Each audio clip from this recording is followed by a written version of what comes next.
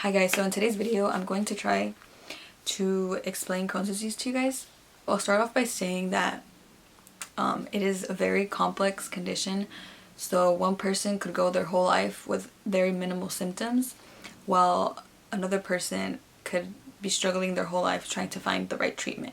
So Crohn's is an inflammatory bowel disease along with ulcerative colitis, and I won't talk too much about colitis because I don't have that, so I don't research that part of IBD too much. I also want to say that IBD is not IBS, and that is such like a triggering subject for cronies because IBD and IBS get confused so much and they're so different. Crohn's disease is also a chronic illness, so once you do have it, it's not gonna go away. You're gonna have it for the rest of your life. What actually happens with Crohn's disease is the immune system is constantly attacking your digestive tract, which is why it's also an autoimmune disease. So your GI tract consists of the mouth, the esophagus, the stomach, the small intestine, the colon or large intestine, and the rectum. Now with Crohn's disease, any part of the GI tract could be affected, whereas with ulcerative colitis, I believe it's only the colon and the anus or the rectum. I'm not entirely sure. I don't even know like what the difference, like the rectum and the anus, like that's just so confusing to me because I'm pretty sure like the anus is like the actual part where like your, I don't know, I'll skip that part. I'm here to correct my past self, or to help out my past self. Okay.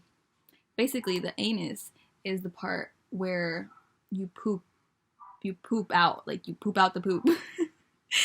You throw out the shit, okay? So the rectum is where you hold it, so it's like a storage unit for the poop. That was so simple, and I really just made and what's the word? Oh my god. I made a fool of myself again. But yeah, okay. Anus, you poop out, you push, you know. Rectum, you hold. There you go. Education. So moving on to the actual symptoms, I quickly want to kind of explain a little bit more of what I believe happens with Crohn's, so you guys can understand like where the symptoms come from. In a healthy body, inflammation is a normal response when the body is trying to fight off bacteria. So inflammation happens when the body is fighting off this like harmful bacteria, but with Crohn's disease, the inflammation does not stop. So it's constantly getting worse and worse. Therefore, the chronic inflammation causes a lot of symptoms, and it's totally different for everybody, but I'll go into some of the most common and then some that come out of other symptoms. So the most common ones that I would always hear of is abdominal pain and cramps, fatigue, diarrhea, constipation. Well, actually, this is why I was not diagnosed with IBD until like so much. It took a while because I didn't have, I would have diarrhea every once in a while, but my main problem was constipation.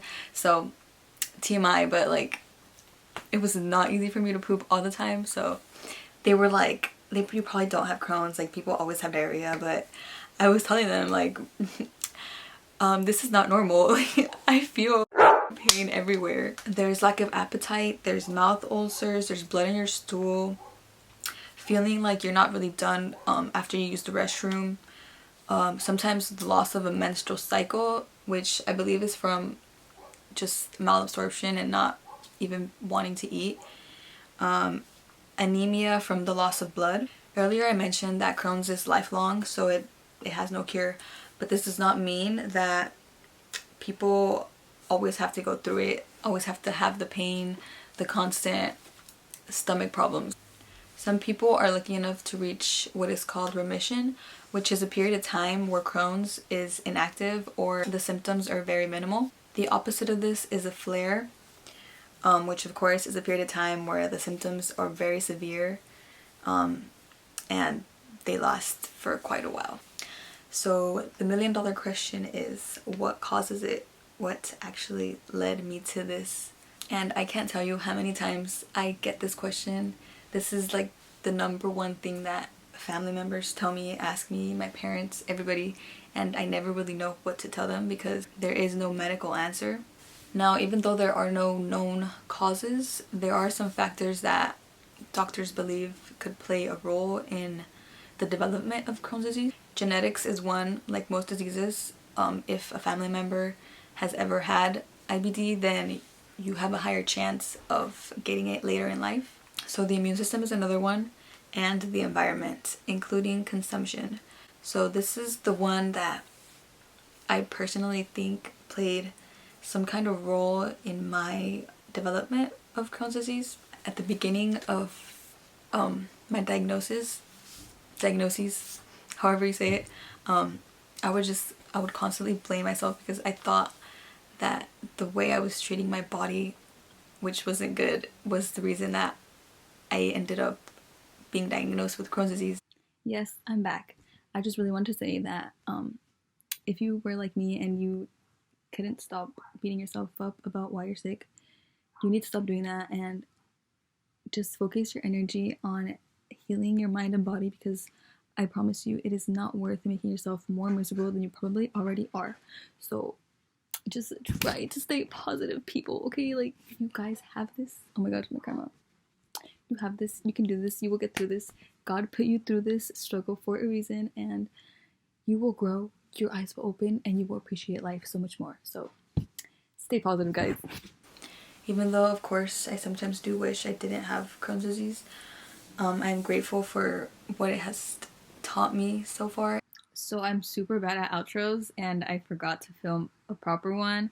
So thank you guys so much for watching, and if I didn't answer your question, or if you're still curious about something, then feel free to just leave it in the comment section, or you could just DM me on my social media. But I'll try to get back to you, or I'll just answer in another video. So thanks again, guys. I'll see you in the next video.